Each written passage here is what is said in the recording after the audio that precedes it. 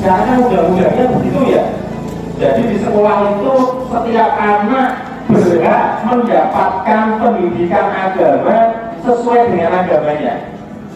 Majelis Tabligh Pimpinan Cabang Muhammadiyah PCM Kecamatan Kaliwungu Selatan Kabupaten Kendal, Jawa Tengah, menggelar kajian Ahad pagi pada 14 September 2025 di Masjid Baitul Mutakin Dukuh Polowonosari, Desa Sukomulyo.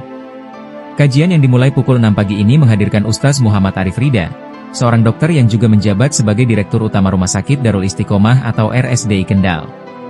Dalam kajian yang berlangsung selama sekitar 2 jam tersebut, Ustaz Arif Rida membahas tentang pentingnya pendidikan. Ia menekankan bahwa seseorang yang menimba ilmu di sekolah berbasis keagamaan tetap berhak mendapatkan pendidikan agama sesuai agama yang dianutnya. Sebagai contoh, ia menyebutkan latar pendidikan Kiai Haji Ahmad Dahlan, pendiri Muhammadiyah, yang dikenal pintar dan berwawasan luas tanpa pernah mempermasalahkan tempat atau guru yang mendidiknya.